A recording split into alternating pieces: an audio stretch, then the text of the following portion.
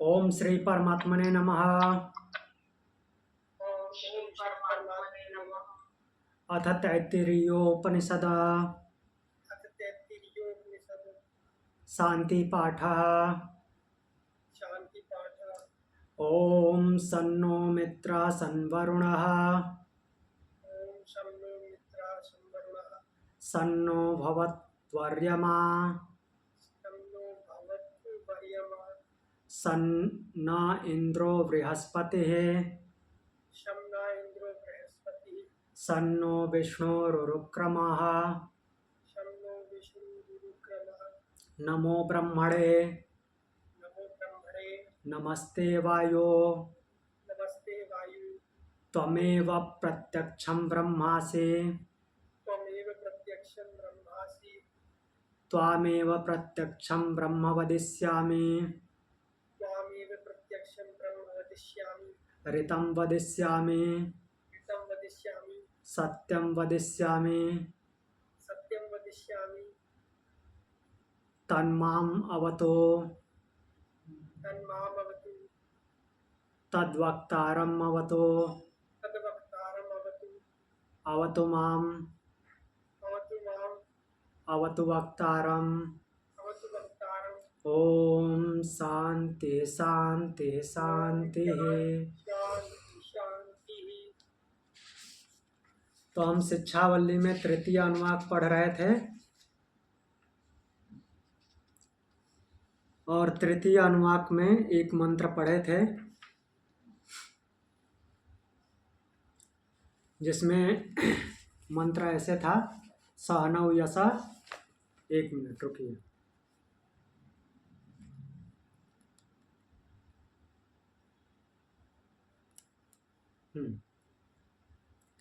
सहनौ यशा सहनौ ब्रह्मचर्वसम् अथात संहितायाम् उपनिषदं व्याख्यास्यामः पंचस्वाधिकरणेषु अधिलोकम् अधिज्योतिषम् अधिविद्यम् अधिप्रजम् अध्यात्मम् ता महासंहिता इत्याचक्षते। अथाधिलोकं पृथ्वी पूर्वरूपं द्यौ उत्तररूपम् आकाशः संधि वायु संधानम इत्याधिलोकम। तो इसमें 5 प्रकार के संहिता अर्थात संधियों की बात किए हैं। संहिता में साथ आना या जुड़ना, जिसको संधि बताया है। पहले ही मंत्र में जब वो शिक्षा का वर्णन कर रहे हैं, द्वितीय अनुवाक में शिक्षा व्याख्यास्यामा वर्ण स्वर मात्रा बलम सामम संताना इत्युक्त शिक्षाध्याय। तो संताना जिसको संधि बोलते हैं, संताना मीन्स संधि हो रही है, तो इसी को इधर संहिता शब्द आया है। और उसी के माध्यम से, जैसे मीन्स क्या है कि सब्जेक्ट में, किसी भी सब्जेक्ट में जो संधि है, तो वैसे ही ये जो यहाँ पे जो सृष्टि में जो कुछ भी है वो संधि स्वरूप ही है। मीन्स किसी न किसी से जुड़ के बना है, तो उसी के माध्यम से ये 5 संधियाँ बता रहे हैं। ठीक, तो ये कृष्ण यजुर्वेद है और कृष्ण यजुर्वेद के शिक्षावल्ली में कुछ ऐसा ही चलेगा कि अलग अलग कौल को माध्यम बना करके वो संधियों का वर्णन करेंगे, क्या जुड़ के क्या बनता है। विशेष रूप से यहाँ पे उस बात को ध्यान में रखना है जो हमने ओम की 3 मात्राएं पढ़ी थी, अकार उकार मकार, और उसके माध्यम से जागृत स्वप्न सुषुप्ति ऋग यजुर साम, और जैसे गुण हो गए सत्व गुण रजोगुण तमोगुण। और जो परब्रह्म है उनके बियॉन्ड है, ये तीनों जो है इस प्रकृति में है। जो कुछ भी 3 चल रही है, तो 3+1 का सिद्धांत है। 3 जो प्रकृति में है जिसको अपर ब्रह्म के रूप में हम जानते हैं, और +1 वो जो वन अव्यक्त है जिसको व्यक्त नहीं किया जा सकता। तो ये सिद्धांत है, उसी सिद्धांत पे ये 3 का जोड़ा बना के मीन्स 3 को कंबाइन करके एक संहिता के रूप में बनाए जा रहे हैं। तो देखते हैं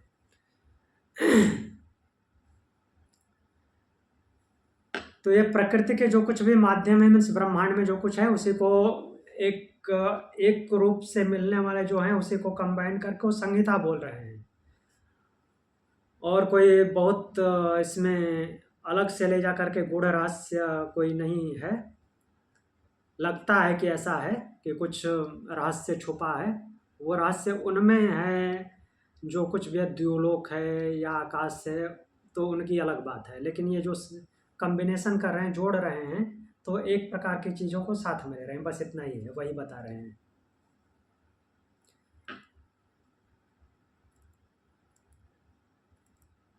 अगला मंत्र देखते हैं।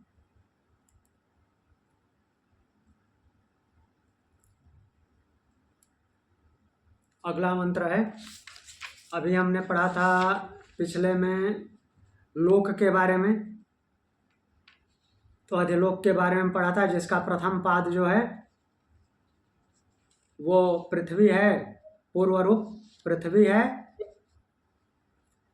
और उत्तर रूप जो है द्युलोक है। द्यु का वास्तविक अर्थ होता है, द्यु मीन्स चमक, जिसमें चमक है, अर्थात हमारे से ऊपर का लोक जहाँ पे सारी व्यवस्था है कि कोई मीन्स दुख की प्रतीति नहीं होती, ऐसा चमकने वाला लोक द्युलोक, जिसको हम नॉर्मली स्वर्ग बोलते हैं। और आकाश में इनका मेल होता है, और मेल कराने वाला कौन है? वायु है। तो अब अगला मंत्र देखते हैं, ये है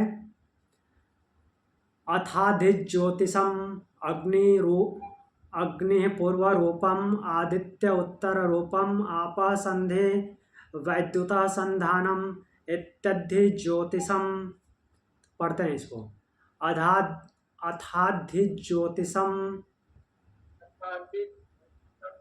अग्नि पूर्व रूपम आदित्य उत्तर रूपम आपः संधे वैद्युत संधानम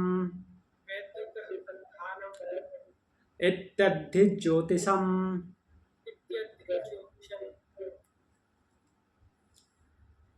तो बोल रहे हैं अथ अधिज्योतिषम, यहाँ पे ज्योतिषम ज्योतिष शब्द जो दिया हुआ है, ज्योति स्वरूप वाला, तो ज्योति स्वरूप वाला जो है उसका वर्णन करते हैं, जो ज्योति के स्वरूप वाला है। अग्नि पूर्व रूपम, उसका अग्नि क्या है? पूर्व रूप है। तो यहाँ पे जो लोक का पिछले में वर्णन किए थे वैसे ही कुछ माध्यम बनाना है। हमारा निकटतम संबंधी कौन है? अग्नि।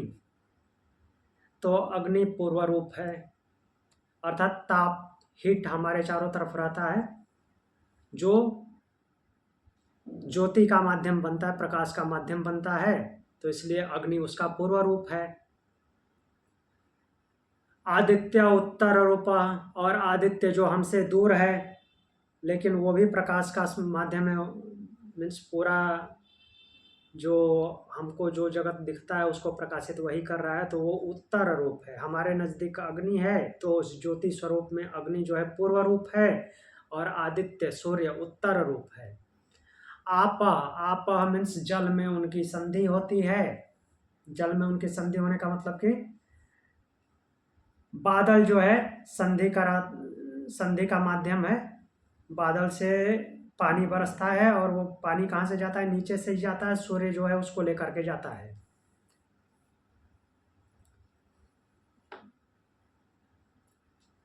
तो इसलिए आदित्य उत्तर रूप है, और उनका संधि कराता कौन है? तो वो है वैद्युता संधानम, संधान जोड़ने का जो माध्यम है, मीन्स जो उनको जोड़ता है, एक दूसरे से चिपकाता है, मिलाता है, वो कौन है? विद्युत। जो आकाश में बिजली चमकती है वो किसको? अग्नि को, आदित्य को जल के माध्यम से जोड़ता है, और जल के माध्यम से जोड़ता है तो उसमें क्या होता है? वो बिजली चमकती है, वही उनके जुड़ाव का माध्यम है, ऐसा ये उपनिषद में बोल रहे हैं। ये ज्योति विषयक संहिता है, अर्थात ज्योति का ये माध्यम है, प्रकाश के ये सब माध्यम है, उसी को बता रहे हैं। प्रकाश का माध्यम क्या क्या है? अग्नि है, आदित्य है, और इनका जुड़ाव, इनका मिलन कैसे होता है? वो मेघ के माध्यम से होता है। अग्नि और आदित्य का मिलन, अर्थात एक रूप में भासने वाले हैं, एक रूप में जानने में आने वाले जो हैं, और इनका एक साथ मिलन जल के माध्यम से, आप के माध्यम से, अर्थात मेघ के माध्यम से होता है, और उसमें जो बिजली चमकती है वही इनको मिलाता है। अगला मंत्र देखते हैं।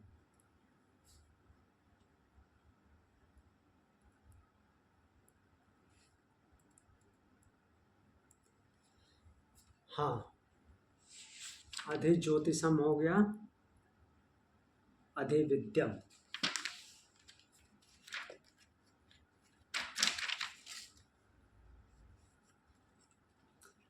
अथाधिविद्यम आचार्य पूर्वरूपम अन्ते वास्युत्तररूपम विद्यासंधे प्रवचनम संधानम इत्यादि विद्यम। चलिए इसको पढ़ेंगे।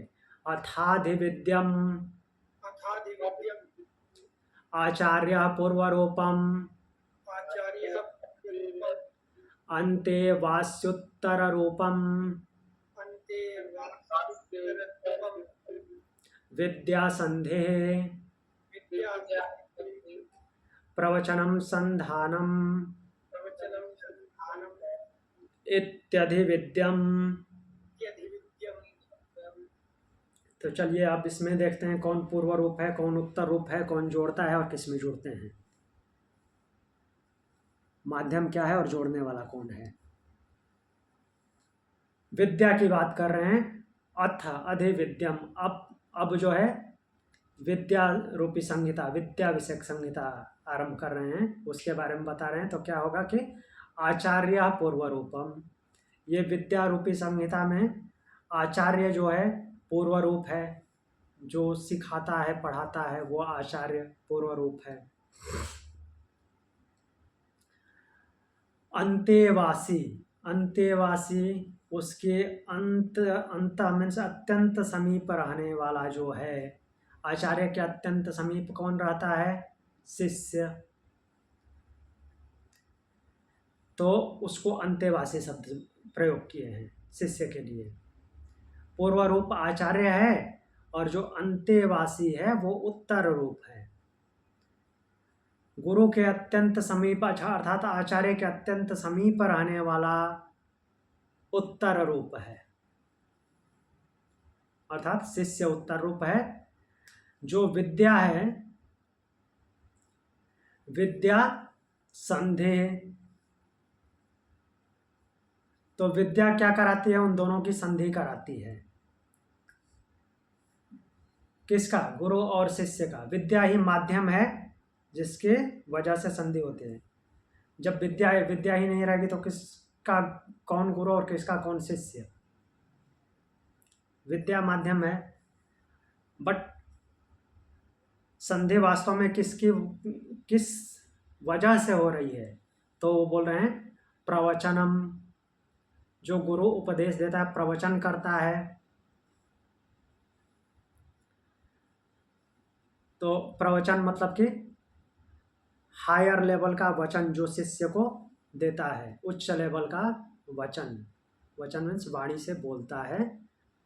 तो वो उपदेश जो है वो क्या है? संधानम, उनकी संधि का कारण है, जोड़ने का कारण है। इति अधिविद्यम, यह विद्या संहिता है, ऐसा बोले हैं। तो विद्या संहिता में क्या क्या बताए हैं? आचार्य पूर्व रूप, अंतेवासी अर्थात शिष्य उसका उत्तर रूप हो गया, विद्या जो है उसका क्षेत्र है, जिसकी वजह से ये दोनों जुड़ते हैं, लेकिन उनको जोड़ने का जो क्या बोल सकते हैं, जो माध्यम है, माध्यम तो विद्या हो गई, ये जोड़ने का जो कंपोनेंट है वो प्रवचन है। तो प्रवचन मीन्स गुरु प्रवचन करता है शिष्य को, उससे वो जुड़ते हैं। ये विद्या विषयक संहिता है। अगली संहिता देखते हैं।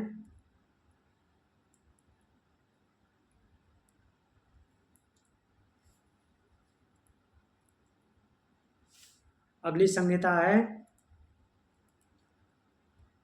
अधिप्रजम। हाँ, अथादिप्रजम माता पूर्व रूपम पितोत्तर रूपम प्रजासंधे प्रजननम संधानम इत्यधिप्रजम। पढ़ेंगे। अथाधिप्रजम अथाधिप्रजम माता पूर्व रूपम माता पूर्वम पितोत्तर रूपम पितोत्तररूपम प्रजासंधे प्रजासन्धि प्रजननम संधानम प्रजननम संधानम इत्यधिप्रजम। इत्यधिप्रजम। तो इसमें प्रजारूपी संधि अर्थात जो उत्पन्न होते हैं, जो पैदा होते हैं, जो जन्म लेते हैं, उनकी संहिता के, उनका संबंध के बारे में बात किए हैं। अथ अधिप्रजम, अब प्रजारूपी संहिता। माता पूर्व रूपम, तो इसमें प्रजारूपी संहिता मीन्स जो जिनका जन्म होता है, उन जन्म लेने वालों में प्रथम पूर्व रूप क्या है, उत्तर रूप क्या है, और उनका क्षेत्र क्या है, और जो संधि का माध्यम है वो कंपोनेंट क्या है, वो देखते हैं।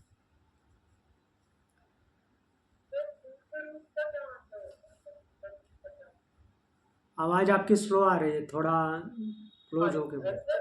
पूर्व रूप और उत्तर रूप। पूर्व रूप मतलब कि पहला माध्यम, और उत्तर रूप मतलब कि दूसरा माध्यम, जो उसमें सबसे पहले आता है, जो वरिष्ठ है। ये कॉम्बिनेशन में जो सबसे सीनियर है उसमें। तो जैसे पहले आपने बताया विद्या और के माध्यम से गुरु और शिष्य का की संधि होती है, तो उसमें हाँ, उसमें आचार्य पूर्व रूप है, क्योंकि आचार्य श्रेष्ठ है, आचार्य ही उपदेश देगा, आचार्य उसमें पहले आ रहा है। और इसमें मातृ, हाँ, मातृ पूर्व रूप मीन्स माता पहले आएगी। तो हाँ, इधर ही ठीक है। तो प्रजा विषयक संहिता के बारे में बोलते हैं। माता पूर्व रूपम, जो माता है, इसमें जितने भी जन्म लेते हैं इस सृष्टि में, तो उनके लिए, उन जन्म लेने वालों के लिए इस संहिता में माता पूर्व रूपम, जो माता है, जन्म देने वाली है, वो पूर्व रूप है, उसमें प्रथम स्थान पे है। पिता उत्तर रूपम, और बाद वाला, उत्तर रूप मीन्स जो बाद वाला स्थान है वो किसका है, पिता का है। प्रजा, जो उत्पन्न हुआ, उनके मिलने से जो उत्पन्न हुआ, वो संधि है, वो जुड़ाव है, उसकी वजह से तो जाना जा रहा है कि ये उसका पिता है, ये उसकी माता है। तो माता और पिता दोनों उस संतति की वजह से जाने जा रहे हैं। किसकी संतति, किसकी माता, तो इसकी माता, किसका पिता, इसका पिता, तो वो संधि है। और जो प्रजनन है, अर्थात जो प्रजनन हो रहा है, अर्थात संतान उत्पत्ति के लिए जो व्यवहार बन रहा है, वो उसका संधान है। कैसे उत्पत्ति होती है, वो प्रोसेस, वही उसका संधान है, अर्थात संधि का कारण है। इति अधिप्रजम, यह प्रजा विषयक संहिता है। और कुछ पूछना है?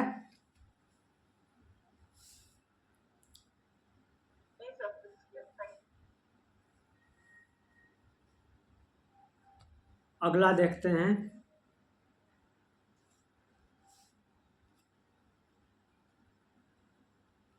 अथाध्यात्मम् अधराहनो पूर्वरूपम् उत्तराहनुत्तररूपं वाक्सन्धि जिह्वासन्धानम् इत्यध्यात्मम्। अध्यात्म रूपी संधि के बारे में बोलते हैं, वो संहिता के बारे में। अथाध्यात्मम् अर्थाध्यात्मं अधराहनो पूर्वरूपम् पूर्वरूपं उत्तराहनुत्तररूपं उत्तरारूपं वाक्सन्धिः वाक्सन्धिः जिह्वासन्धानम् जिह्वासन्धानम् इत्यध्यात्मम्। इत्यध्यात्मं। तो अध्यात्म संहिता क्या है उसके बारे में बता रहे हैं। अध्यात्म मीन्स अपने आप को जानने वाली संहिता। उसमें क्या क्या है।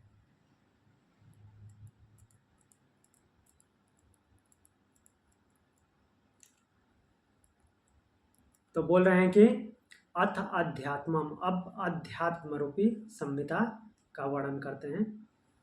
आत्म विषयक, अपने आप के विषय की। तो इसमें अधरा हनु पूर्व रूपम, जो अधर हनु है वो पूर्व रूप है। हनु मतलब ठुड्डी, चिन्ह।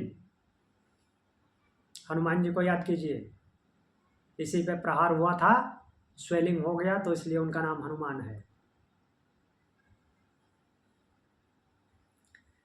तो अधरा हनु पूर्व रूपम, तो नीचे वाला जो जबड़ा है, नीचे वाले, ये क्या बोलते हैं बायोलॉजिकल लैंग्वेज में, मैंडिबल। ये जो मैंडिबल है, नीचे वाला चिन्ह ठुड्डी, तो ये नीचे वाला हनु, अधर हनु, ये पूर्व रूप है। अब इसको पूर्व रूप उत्तर रूप क्यों बना रहे हैं। अध्यात्म मीन्स अपने पूरे को जानना है, तो उसमें इसका क्या रोल है उसको देखते हैं। क्यों इसी को लिया है, बॉडी में दूसरे पार्ट को क्यों नहीं लिया। अपने आप को जानना तो पूरे रूप से जानना हुआ, तो क्यों इसको ले रहे हैं, देखते हैं। अधराहनु पूर्व रूप है। उत्तराहनु उत्तर रूपम, जो उत्तर हनु है अर्थात ऊपर का जबड़ा, जिसको साइंटिफिक लैंग्वेज में मैग्जिला बोलते हैं, बायोलॉजिकल टर्म में। तो ये ऊपर का जबड़ा जो है ये उत्तर रूप दूसरा है। पूर्व रूप है नीचे का जबड़ा, उत्तर रूप है ऊपर वाला जबड़ा। ऊपर वाला जबड़ा पूर्व रूप क्यों नहीं है, क्योंकि वो फिक्स है, मैक्सिमम काम ये नीचे वाला करता है, इसी का मूवमेंट होता है।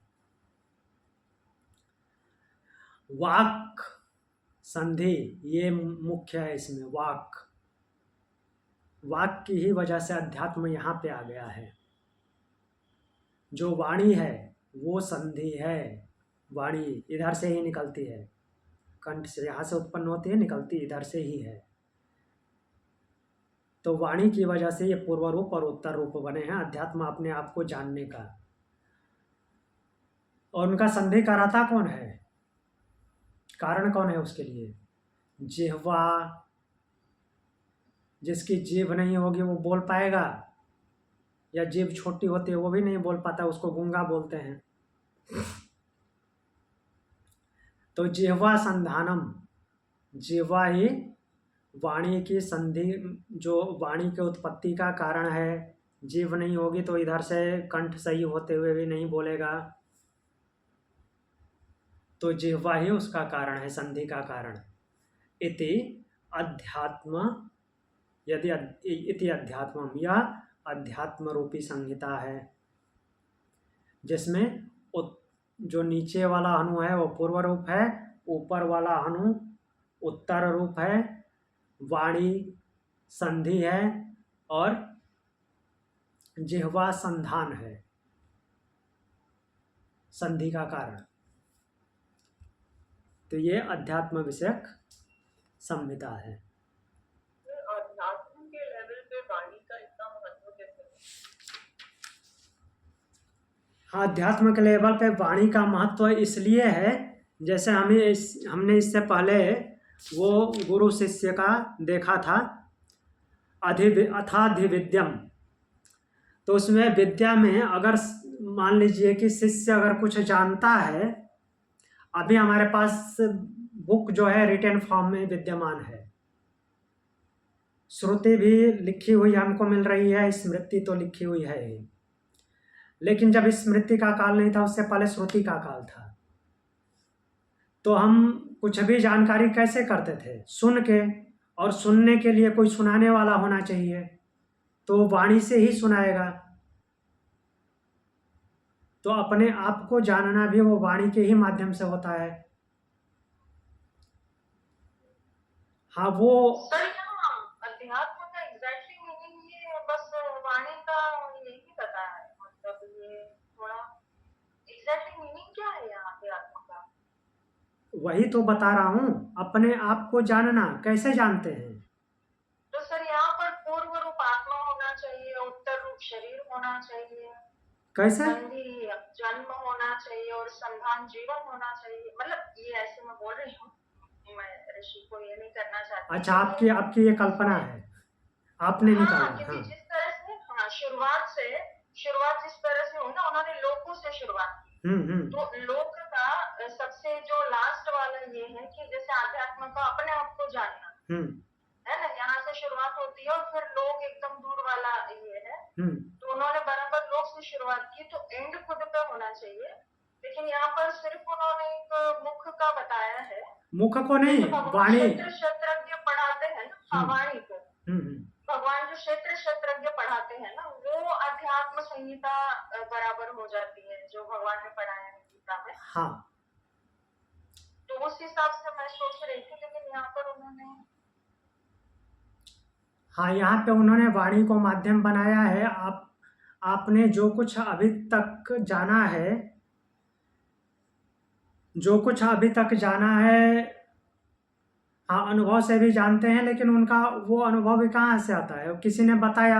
हमारे यहाँ तो वाणी ही अभी काम करती है ना हर जगह पे। केवल एक चीज़ को छोड़ दिया जाए कि जो पहला ज्ञान प्राप्त किया था, वो ध्यान केंद्रित करके ध्यान लगा के करते थे, वो उनको ये शब्द सुनाई देते थे, अनुभव हो जाते थे। बाकी अगर दूसरे लोग जो हैं, तो वो वाणी के माध्यम से ही जानते हैं। अपने आप को भी वाणी के माध्यम से ही जाना जाता है। जैसे वो गुरु शिष्य का उदाहरण इसीलिए दे रहा था, शिष्य जो कुछ भी जाना वो किसकी वजह से जाना? गुरु ने उपदेश किया। गुरु ने उपदेश कैसे किया? वाणी से किया।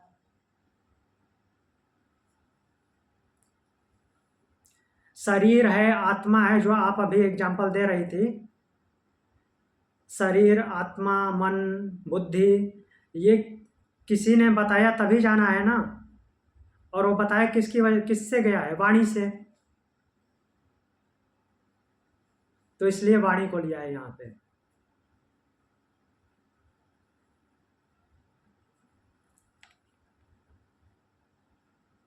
और कोई क्वेश्चन?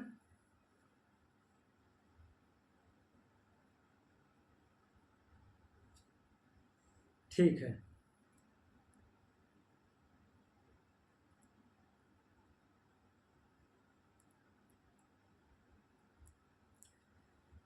तो अब ये 5 संहिताएं हो गई, और इनको पांचों को मिला करके महासंहिता बोला जाता है। उसे वही अगले मंत्र में दिया है। इति मां महासंहिता य एवमेता महासंहिता व्याख्याता वेद संधीयते प्रजया पशुभे ब्रह्मवर्चसेनान्नाद्येन स्वर्गेण लोकेन। तो इसको पढ़ेंगे। इतिमा महासंहिता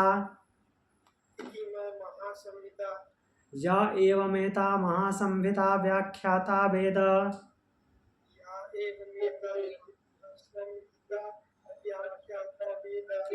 संधीयते प्रजया पशुभे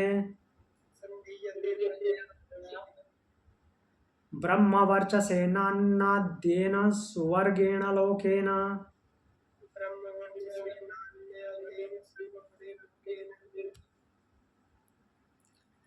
इतिमा महासंहिता य एवमेता महासंहिता व्याख्याता वेद।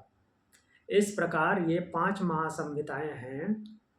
यह इसको जो साधक एवं एता व्याख्याता इस प्रकार से ऊपर व्याख्या की गई महासंहिताओं को वेद जान लेता है। प्रजया पशुभि ब्रह्मवर्चसेन अन्नादेन। प्रजया पशुभि, ये 2 देखते हैं। प्रजया मतलब कि जो प्रजा है अर्थात जो संतान है, संतान से, पशुभि पशुओं से। अब इनका नाम क्यों लिया जा रहा है? अगर ये अभी के टाइम की बात होती तो शायद कुछ सोने चांदी और हीरों की बात होती। ये उस टाइम पे इनको संपत्ति अर्थात एक प्रकार से व्यक्तिगत धन के रूप में देखा जाता था। मीन्स आपके घर में जो संतान है वो आपको सपोर्ट करने के लिए आपके एक प्रकार से धन के रूप में, जैसे पशु भी हैं, जिसके पास जितने गायें हैं, जितने बैल हैं, वो उतना समृद्धशाली है, ऐसे होता था। तो इसलिए इनका नाम आया प्रजया पशुभि। ब्रह्मवर्चसेन,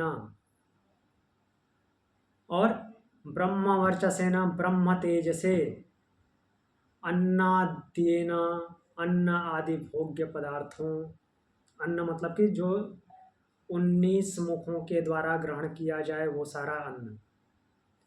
सुवर्गेण लोकेन संधीयते, स्वर्गेण लोकेन स्वर्ग रूपी जो लोक है उससे संपन्न हो जाता है। देखिए यहाँ पे संपन्नता की ही बात की गई है, इसलिए प्रजा पशु ब्रह्मतेज, ब्रह्मतेज मीन्स ज्ञान की चमक, और अन्नाद्यन मीन्स जो कुछ भी आपको चाहिए, जो सारे इंद्रिय रूपी मुख हैं, इंद्रिय रूपी मुख या और भी जितने मुख हैं, कर्म इंद्रिय, ज्ञान इंद्रिय, पंच महाभूत, इन सबके द्वारा जो ग्रहण किए जाते हैं वो सब कुछ आपको उपलब्ध हो जाते हैं। और कैसे उपलब्ध हो जाते हैं? सुवर्गेण लोकेन, स्वर्ग रूपी लोक में जैसे उपलब्ध होते हैं वैसे। तो इस प्रकार से इन 5 संहिताओं को, जिनको मिलाकर के महासंहिता बोला गया है, जो व्यक्ति, जो प्राणी इस प्रकार से ऊपर की गई व्याख्या को वैसे ही जान लेता है, वह संतान से, पशुओं से, ब्रह्म तेज से अर्थात ज्ञान की चमक से, अन्नाद्येन हर तरह के अन्नों से उसी प्रकार से संपन्न हो जाता है जैसे स्वर्ग रूपी लोक में संपन्न होता है। कुछ पूछना है?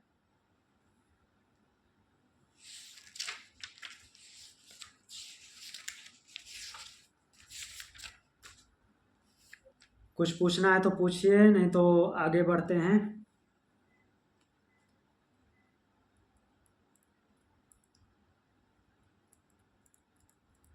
अगला मंत्र देखते हैं। चतुर्थ अनुवाक आएगा।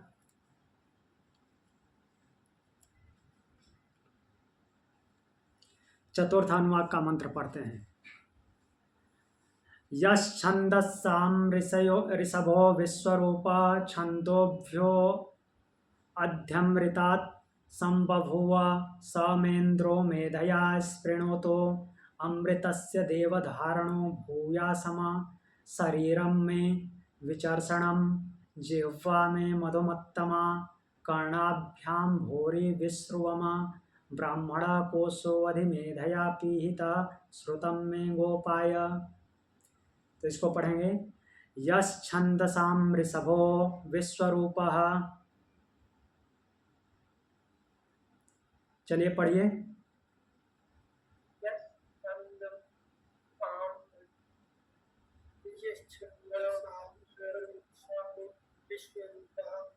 छन्दोभ्यो अध्यमृतात् संबभूव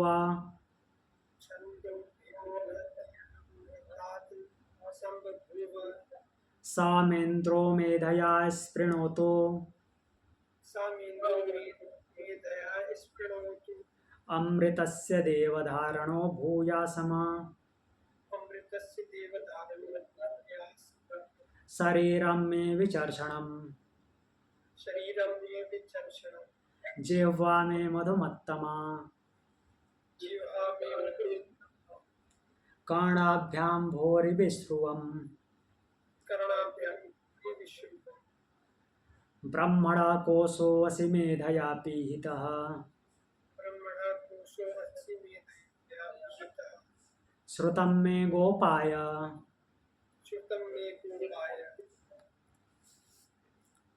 तो इस मंत्र को देखते हैं। यश्छन्दसां ऋषभो विश्वरूपा छन्दोभ्यो अध्यामृतात् संबभूव।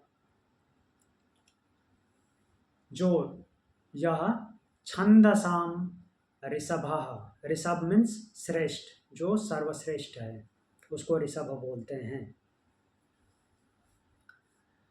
तो जो छंदों में, छंद किसे बोलेंगे? छंद तो जो लिखने का मीटर होता है, अर्थात जिसमें पद्य लिखे जाते हैं एक लय बनाने के लिए, उसको छंद बोलते हैं। लेकिन जहाँ पे छंद शब्द आता है उसको वेदों से जोड़ देते हैं, क्योंकि वेद जो है छंद में ही लिखे गए हैं। तो छंद शब्द आता है तो उसको वेद से जोड़ देते हैं कि छंदों में अर्थात वेदों में।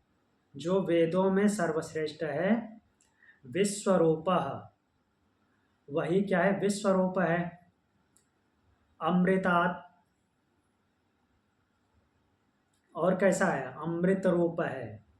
छंदोभ्यः अधि संबभूव, और वेदों से ही प्रमुखता से प्रकट हुआ है। वेदों से ही प्रमुखता से प्रकट हुआ है, इसका मतलब क्या समझना है? कि वो ब्रह्म वेदों से प्रकट हुआ है? नहीं, जो वो ब्रह्म का वाचक है उसका उच्चारण बार बार वेदों में आता है, उसके प्रकट होने की बात की जा रही है। तो वो जो ओंकार है वेद के छंदों द्वारा जाना जाता है, जो ब्रह्म का वाचक है, इसलिए ऐसा शब्द बोला गया है कि यह छंदसाम ऋषभ विश्वरूपम, जो छंदों में सर्वश्रेष्ठ है। कौन सर्वश्रेष्ठ है छंदों में? ओम, उससे श्रेष्ठ छंद नहीं है कोई। सर्वरूपा, सर्व विश्वरूपा, विश्वरूप है अर्थात वो ब्रह्म की अनुकृति है, ब्रह्म की ही जगह पे वो है, तो ब्रह्म रूप है, विश्वरूप है। अमृतात्, अमृत स्वरूप है, मृत्यु से उसका कोई लेना देना नहीं है, क्योंकि वो ब्रह्म स्वरूप है। तो ब्रह्म का जैसे, ब्रह्म जैसे अमृतत्व है वैसे ही वो भी अमृतत्व है। छंदोभ्य अधि संबभूव, छंदों के द्वारा विशेष रूप से प्रकट होता है। इतना क्लियर हुआ? अब आगे बढ़ते हैं, उसके बारे में क्या बोल रहे हैं। सह, वह, वही जो ओंकार है। इंद्र, वही इंद्र है। इंद्र यहाँ पे वो असुरों से जो पौराणिक कथाओं में है लड़ाई लड़ने वाला देवता, उसको नहीं लेना है। इंद्र का मतलब कि सबका स्वामी, सबका मालिक, जो मीन्स वो ब्रह्म ही है। तो उसकी जगह पे यहाँ पे ओम आया है।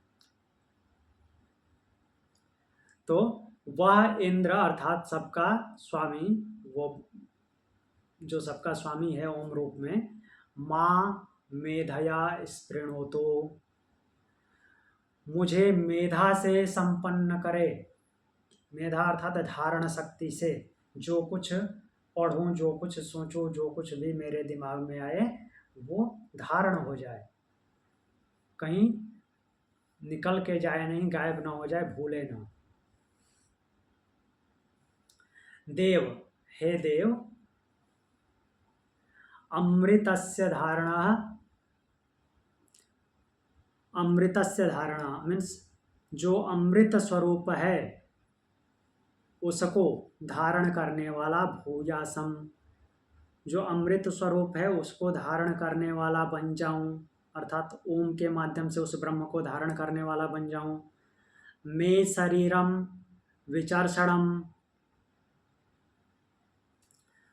जो मेरा शरीर है वो विचर्षणम, वि शब्द आया है विशेष रूप से, अर्षण विचर्षणम अर्थात रोगों से मुक्त हो, किसी भी प्रकार की व्याधियां ना हो। आगे बोल रहे हैं कि मैं जिह्वा मधुमत्तमाम, मेरी जिह्वा मधु अर्थात मधुमत्तमाम, मधु से मत्त हो, अर्थात मधुर स्वाद चखने वाली हो।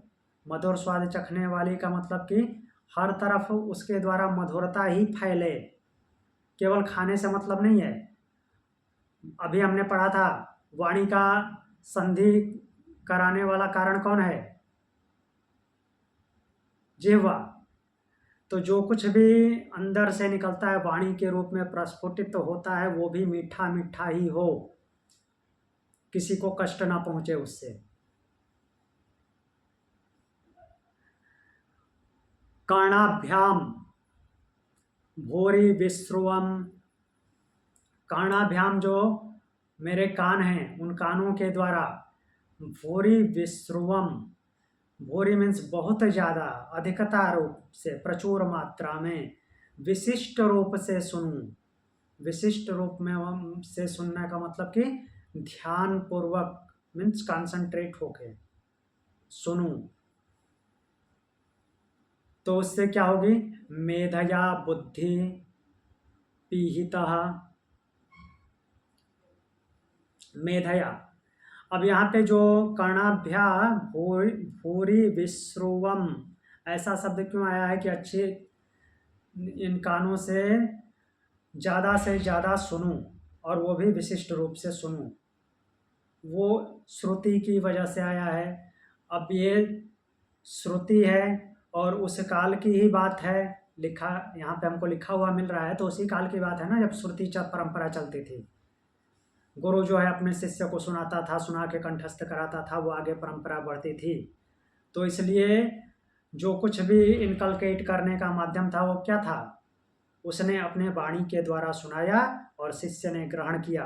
तो ये कान अच्छी तरह से सुने।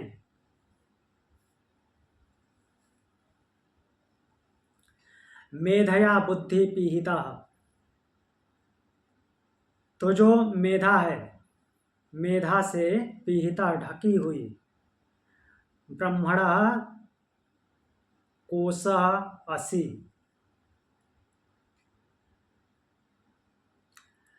तो उस ओमकार के लिए ये बोल रहे हैं।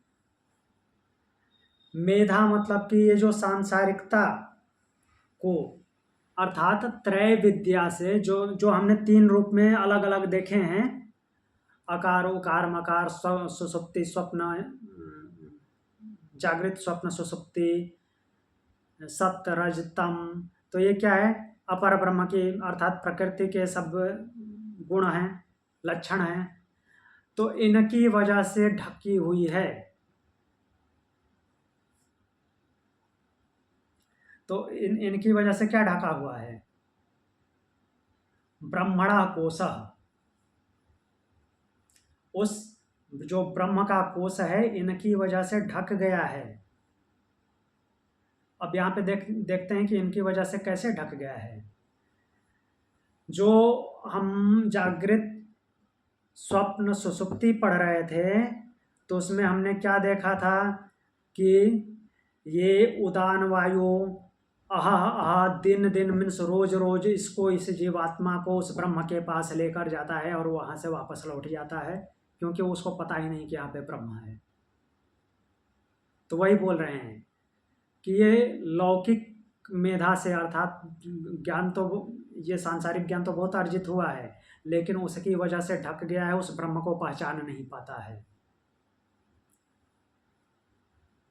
तो उसी को बोल रहे हैं फिर आगे कि मैं श्रुतम गोपाय, मेरे सुने हुए, मैंने जो सुना है, अर्थात जो आपका ज्ञान प्राप्त हुआ है उसका इस ओम के माध्यम से, उस उपदेश की, उस श्रुति की, गोपाय, गोपाय का मतलब यहाँ पे गाय पालना नहीं, गोपाय का मतलब यहाँ पे रक्षा करना है। तो गोपाय का सीधा सीधा अर्थ अगर देखें तो गो मीन्स गमन करना, जो कुछ भी गतिशील है उसकी, जो वो सुन रहा है वो शब्द भी गतिशील है, तो उस गतिशील की पाय मीन्स पालन करें, अच्छी तरह से पालन करें। वो ब्रह्म को ऐसा निवेदन कर रहा है, प्रार्थना कर रहा है। क्योंकि यहाँ पे मैक्सिमम प्रार्थना ही चल रही है तो उसी भाव में है। एक बार फिर से देख लेते हैं। छंदों में अर्थात वेदों में जो सर्वश्रेष्ठ है, विश्वरूप है, अमृत स्वरूप है, अमृतात् छंदोभ्य, वेदों से प्रधान रूप में मीन्स अधि मीन्स विशिष्ट रूप में प्रकट हुआ है। कौन? ओम। वेदों के द्वारा वो विशिष्ट रूप से प्रकट हुआ है। तो वह जो ओमकार है वही इंद्र है, अर्थात सबका स्वामी है। माँ मेधया, मेरी मेधा से, मुझे क्या है कि मुझको मेधा से संपन्न करे। और हे देव, अमृतस्य धारणम, मैं अमृत को धारण करूं। भूया समा, मैं अमृत को धारण करने वाला बन जाऊं। जो मेरा शरीर है वो विशिष्ट रूप से रोगों से मुक्त हो, मेरी जिह्वा मधुमत्तमा हो, अर्थात जो कुछ भी जिह्वा के माध्यम से जो कुछ भी हो, अर्थात यहाँ से वाणी भी निकले तो वो मधुर भाषिणी हो, किसी को उससे कष्ट न पहुँचे, दुख न पहुँचे। कर्णभ्य भूरि विश्रुवम, कानों के द्वारा मैं अधिक से अधिक विशिष्ट रूप से अच्छी तरह से सुनूं। मेधया पीहिता ब्रह्मणा, वह जो ब्रह्मणा कोश असि, वह जो ब्रह्म का कोश है जो कि ये सांसारिक मेधा से ढका हुआ है, उसका मैंने जो श्रवण किया है, उस ब्रह्म का जो श्रवण किया है उसकी रक्षा करें, उसका पालन करें। ओम के लिए ऐसा विनती कर रहा है कि ओम को निवेदन कर रहा है कि वो ओमकार जो है मेरी सुनी हुई श्रुति का, अर्थात बुद्धि का, ज्ञान का रक्षा करे। कुछ पूछना है?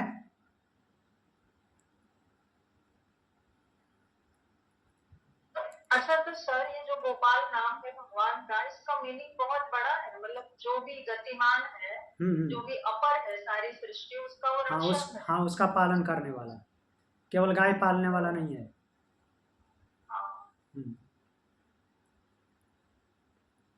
ठीक है, और कुछ?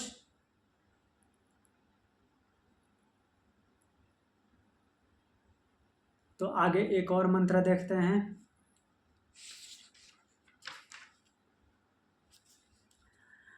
आवहन्ति वितन्वाना कुर्वाणा चिरमात्मनः, वासांसि मनगावश्च अन्नपाने च सर्वदा, ततो मे श्रियमावह लोमसां पशुभिः सह स्वाहा। अब इसके आगे बहुत सारे स्वाहा आएंगे, ये पहला स्वाहा है, तो बहुत सारी आहुतियां पड़ेंगी। इस मंत्र में बोल रहे हैं आवहन्ति, चलिए पढ़ते हैं। आवहन्ति वितन्वाना कुर्वाणा चिरमात्मनः, वासांसि मनगावश्च अन्नपाने च सर्वदा, ततो मे श्रियमावह लोमसां पशुभिः सह स्वाहा।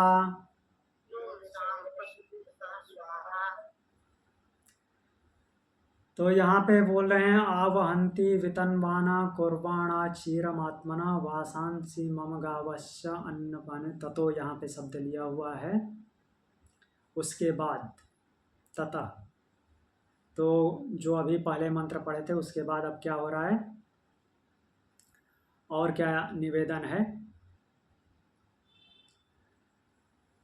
इस मंत्र में ऐश्वर्य की बात की गई है, संपदा की, संपत्ति की। किस प्रकार की संपत्ति है वो सब देखते हैं। मम आत्मना अचिरम कुर्वाण आचिरम आत्मना, ये जो शब्द है। तो मम मेरे, आत्मना मुझ, मेरे लिए, मुझ अपने लिए, अचिरम मीन्स समय नहीं लगना चाहिए। चिरकाल मतलब कि लंबा समय, अचिरम मतलब कि जहाँ समय ही समाप्त हो जाता है, जहाँ समय की नगण्यता हो जाए, अर्थात तुरंत, तत्काल, उसी समय। वासांसी, वासांसी भगवान ने भी प्रयोग किया है। वासांसी मतलब वस्त्र।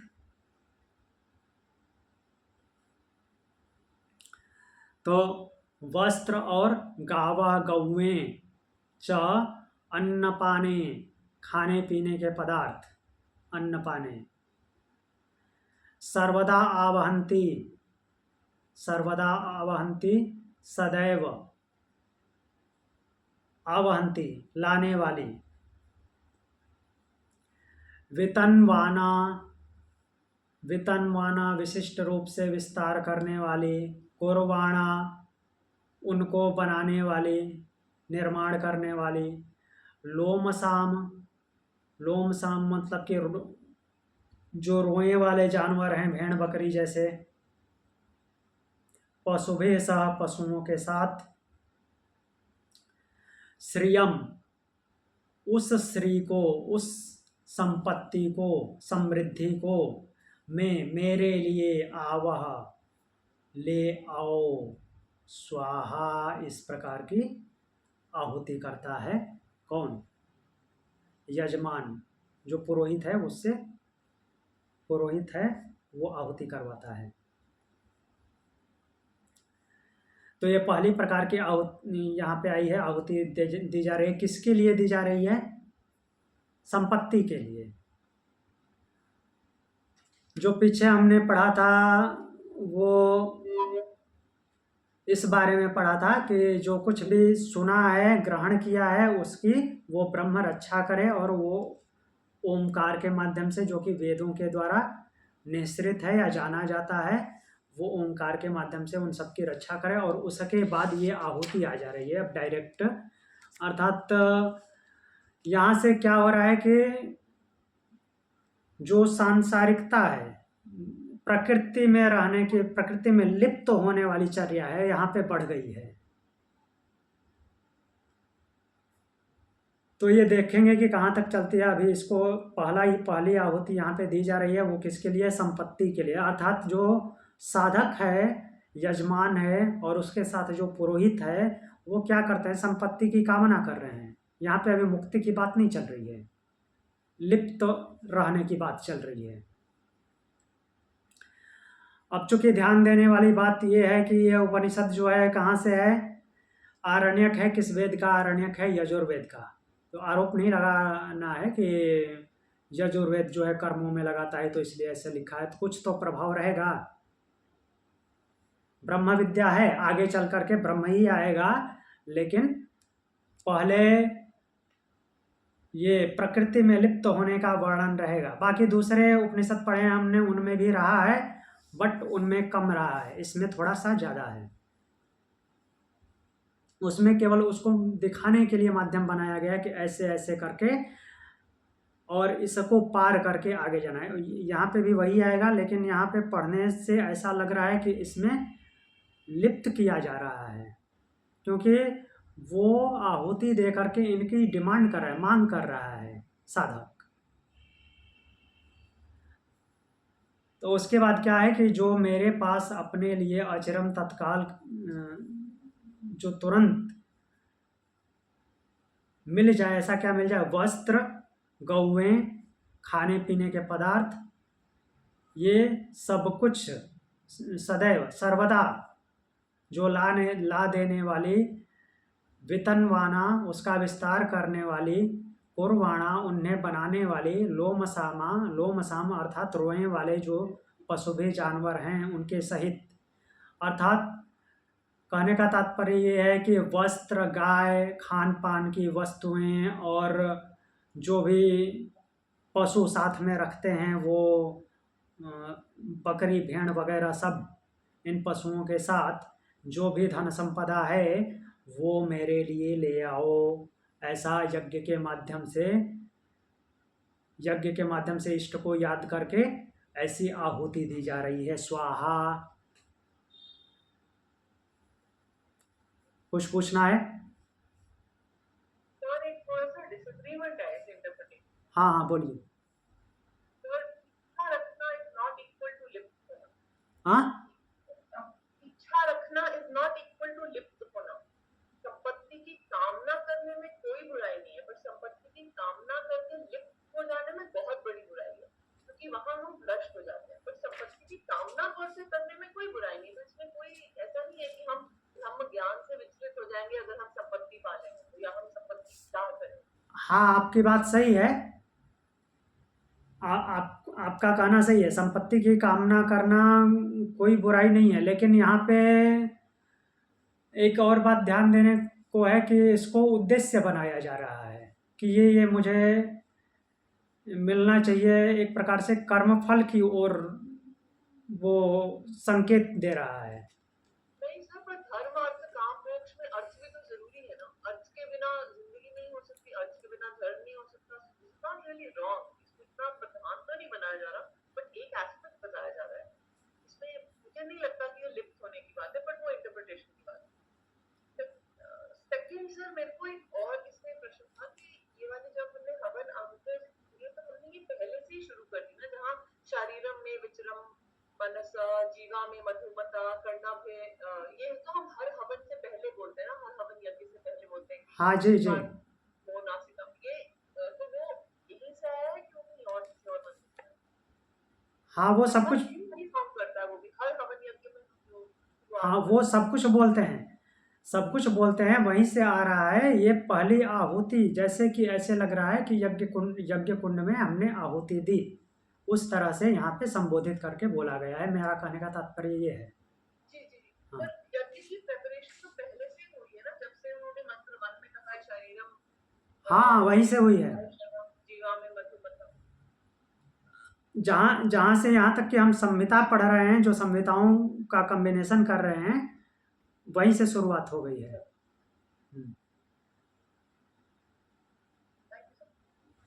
और कुछ?